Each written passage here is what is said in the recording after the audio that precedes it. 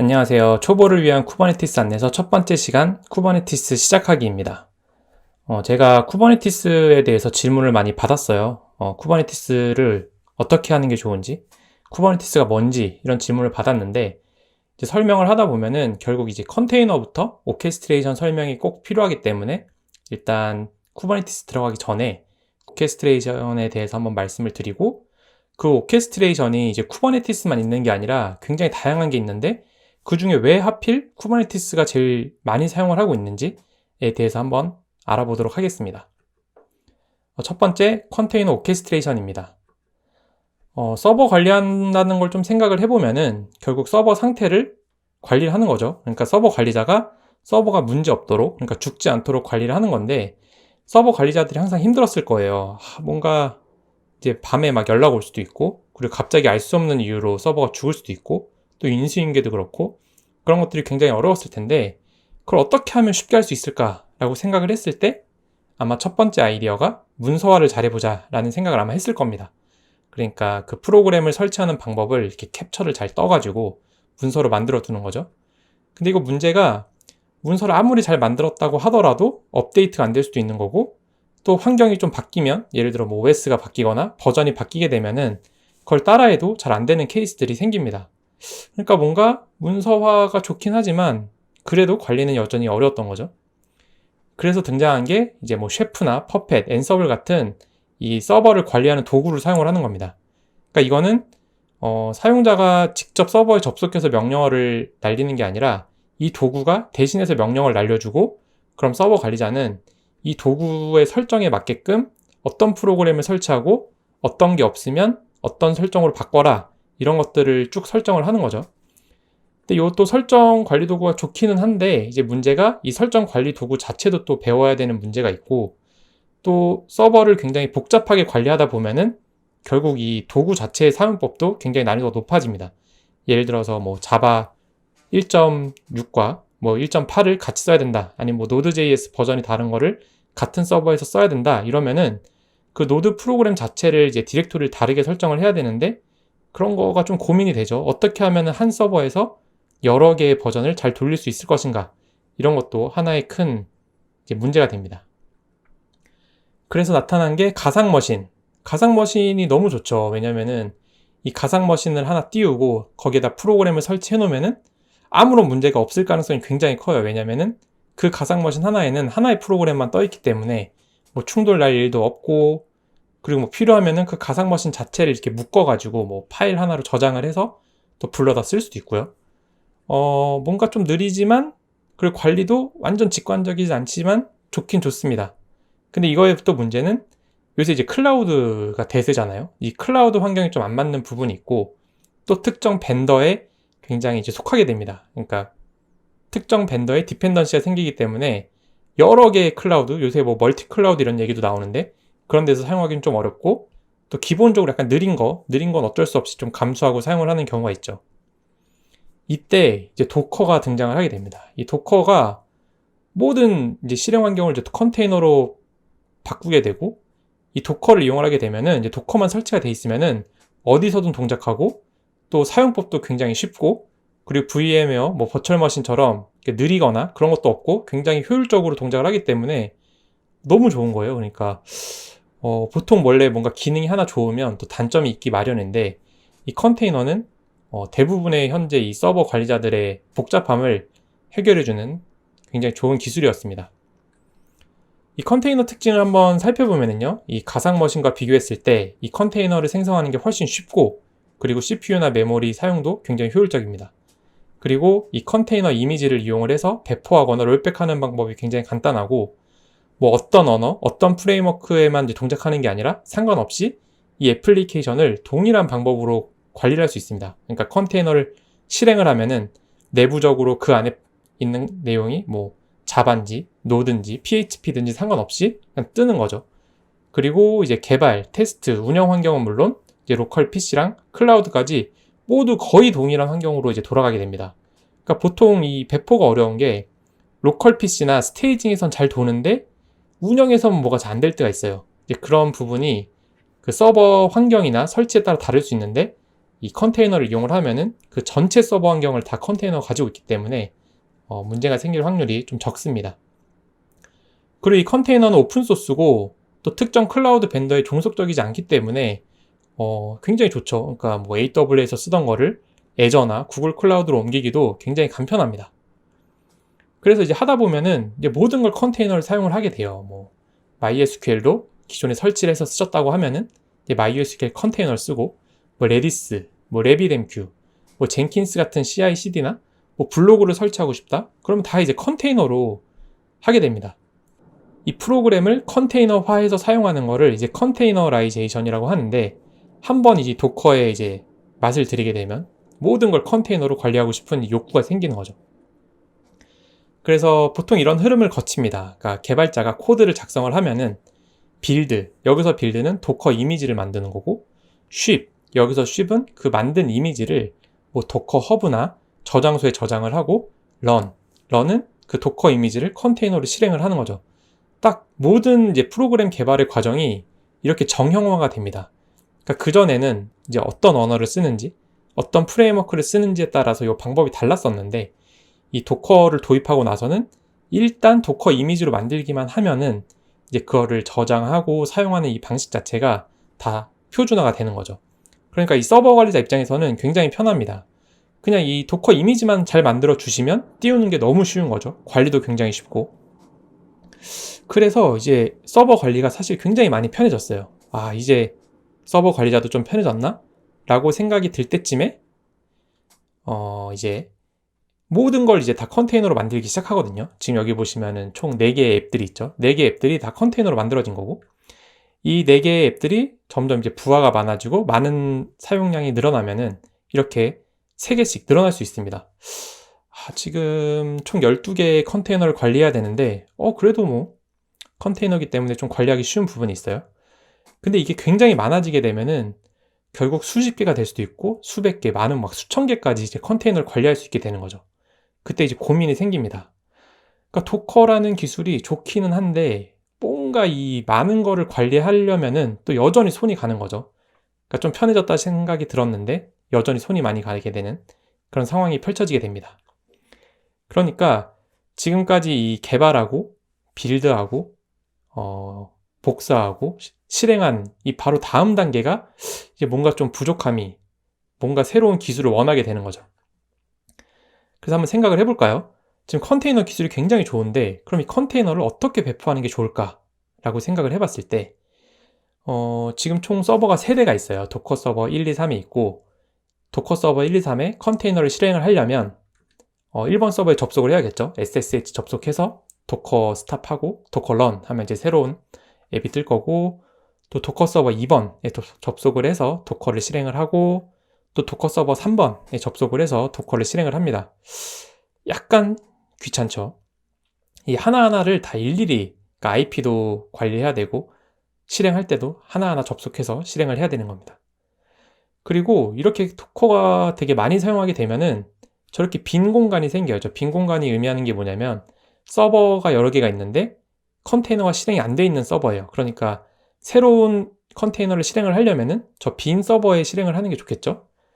근데 저 어떤 서버가 여유가 있는지를 보려면은 뭔가 모니터링 도구를 만들어야 될 수도 있고, 아니면은 이제 하나하나 접속하면서 관리를 해야 되는 그런 이제 문제가 있습니다.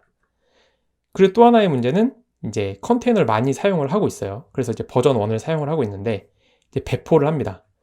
그럼 이제 일부를 버전 2로 이렇게 만듭니다. 이제 하나하나 접속해서 업데이트하는 방법도 있을 거고요. 그리고 전체를 이제 버전 2로 힘들게 만들었어요.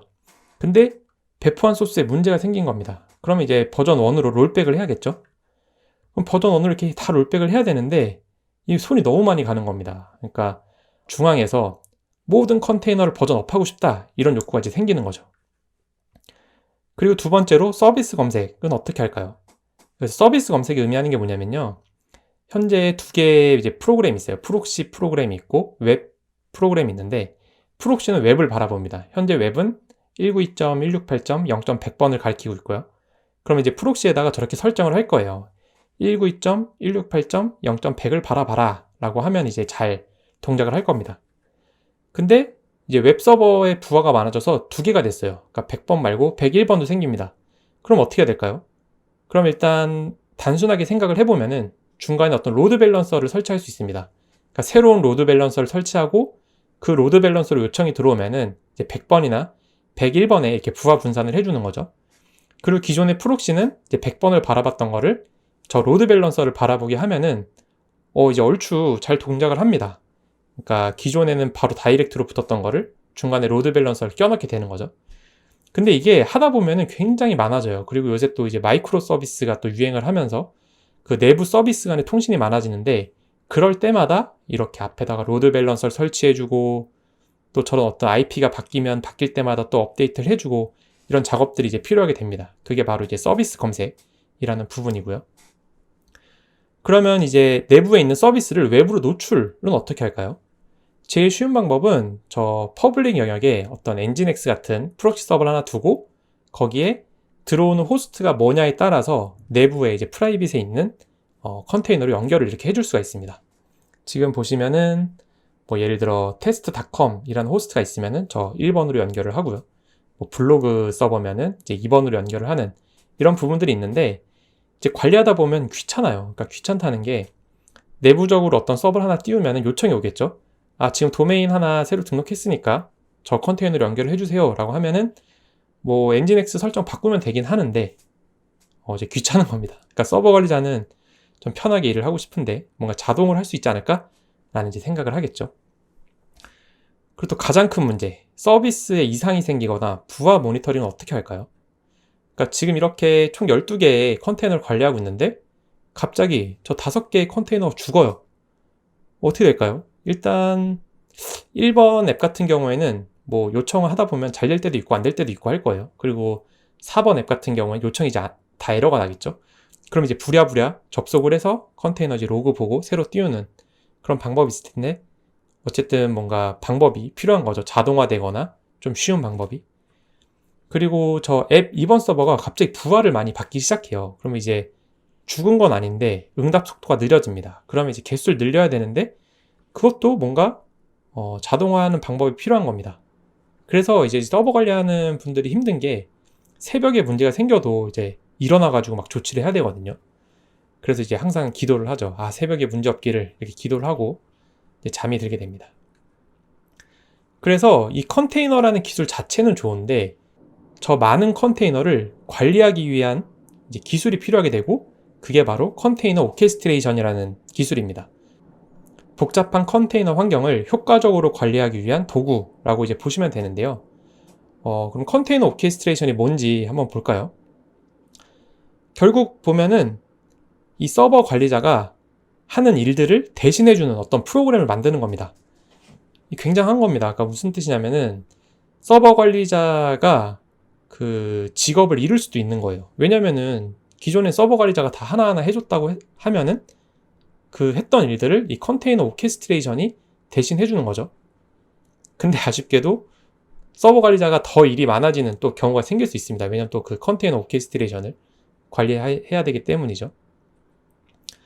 그래서 컨테이너 오케스트레이션의 이제 특징을 보면은 첫 번째 이제 클러스터의 특징이 있는데요. 지금 보시면은 노드 1번, 노드 2번, 노드 3번 서로 다른 CPU와 서로 다른 램을 가지고 있는 이런 서버들을 기존에는 이렇게 하나하나 잘 관리를 했을 거예요. 다 알고 있는 거죠. 서버 관리자가 그래 1번 서버는 8기가고 2번 서버는 32기가고 거기에는 어떤 애플리케이션이 설치가 돼 있어. 이걸 다 알고 관리를 합니다. 근데 이제 그게 많아지게 되면은 결국 이렇게 하나로 합치고 어떤 클러스터 단위로 이제 관리를 해야 되는 게 생기는 거죠. 이제 컨테이너 오케스트레이션에서는 노드를 하나하나 관리하는 게 아니라 이렇게 클러스터 단위로 추상화해서 관리를 하게 됩니다. 그리고 저 클러스터 하나하나의 노드에 SSH로 다 접속해서 하기가 어렵기 때문에 어떤 마스터 서버를 하나 두고 관리자는 마스터 서버에 명령어를 던지면 마스터 서버가 알아서 저 노드에 이제 명령어를 보내게 됩니다. 그게 또 클러스터의 중요한 역할 중 하나고요. 그리고 저 클러스터 내에 있는 노드들끼리는 이제 네트워크 통신이 잘 돼야 됩니다. 그러니까 저걸 설정을 이제 가상 네트워크라던가 그런 걸로 잘 연결을 해가지고 서버들끼리 통신을 하는데 문제가 없도록 그렇게 설정을 하는 게 필요하고요. 또 하나의 중요한 거는 저런 노드의 개수가 수천 개, 수만 개가 되더라도 잘 돌아야 됩니다. 그러니까 처음 이 설계를 할 때 잘 설계하지 않으면은 결국 부하를 다 감당하지 못하게 되거든요. 그러니까 컨테이너 오케스트레이션에서는 그걸 다 이제 고려를 해야겠죠. 그리고 두 번째 이제 상태 관리입니다. 상태 관리 뭐냐면 지금 왼쪽에 보시면은 이미지는 앱 1이고 리플리카스 그러니까 복제는 2개 이렇게 설정을 했습니다. 근데 저걸 만약에 제가 3개로 바꾸게 되면은 자동으로 컨테이너를 3개로 띄우게 해주는 그게 바로 상태인 거죠. 그러니까 제가 원하는 상태는 3개를 뜨길 원하는 거예요. 그러면은 별다른 제가 직접 조치를 안 하더라도 컨테이너 오케스트레이션이 자동으로 그 상태를 맞춰주길 원하는 겁니다. 그래서 혹시 제가 3개인 상황에서 컨테이너 하나 문제가 생겨요. 그러면 생기는 걸 이제 죽이고 또 하나를 띄우는 이런 것까지 다 관리를 해주는 게 바로 상태 관리입니다. 그리고 다음은 이제 배포 관리인데요. 지금 보시면은 앱 1 같은 경우에는 이제 CPU랑 메모리를 좀 많이 사용하는 무거운 앱이고 앱 2 같은 경우는 좀 가벼운 이제 앱인데요. 여기서 앱 1을 하나 더 띄우고 싶어요. 그러면은 지금 총 3개의 서버 중에서 적절한 곳이 3번이죠. 그러니까 지금 딱 보시면 이제 직관적으로 알 텐데 이거 서버 관리자 입장에서는 매번 뭔가 관리를 해줘야 됩니다. 어떤 서버에 뭐가 떠 있는지를 알아야 되고 어떤 서버가 여유가 있는지를 봐야 되는데 그걸 자동으로 체크를 해서 이렇게 쏙 넣어주게 되는 그 스케줄링 기능이 또 중요하고요. 그리고 여기서 또 혹시 하나 더 띄우고 싶다. 그러면은 어떻게 될까요? 지금 부족하죠? 그럼 서버를 하나 더 띄우고 거기에 컨테이너를 띄우는 이런 것까지 이제 스케줄링 해줄 수 있는 그런 기능이 필요합니다.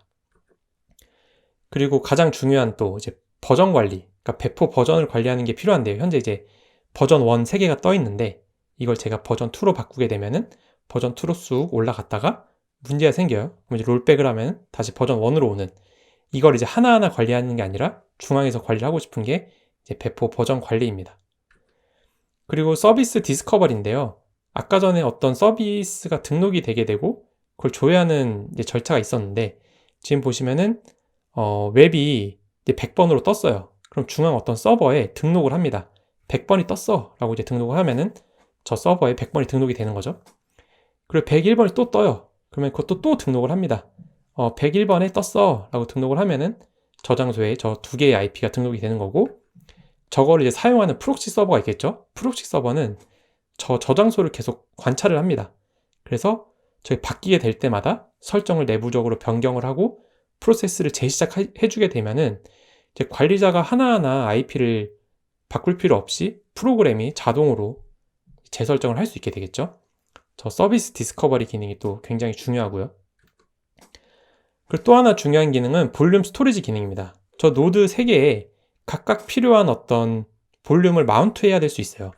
그러니까 1번 서버에서는 뭐 네트워크 파일 시스템을 마운트하고 2번 서버에서는 뭐 AWS, 3번 서버에서는 뭐 구글 클라우드 이런 스토리지를 연결을 해야 될 수 있는데 그거를 당연히 손으로 일일이 할 수 있는데 조금 더 추상적으로 설정으로 관리할 수 있으면 좋은 거죠.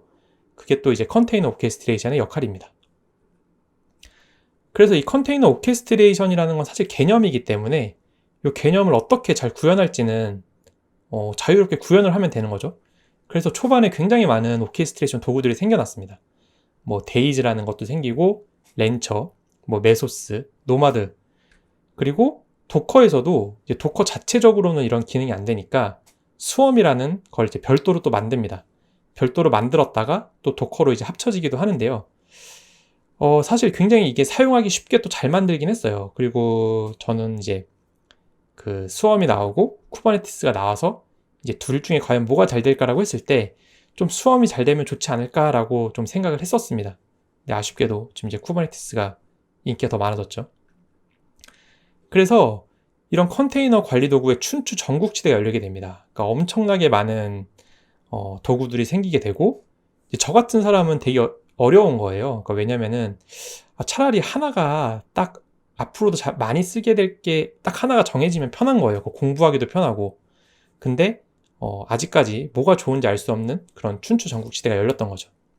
그때 다행스럽게 이제 쿠버네티스가 표준처럼 등장을 하게 됩니다.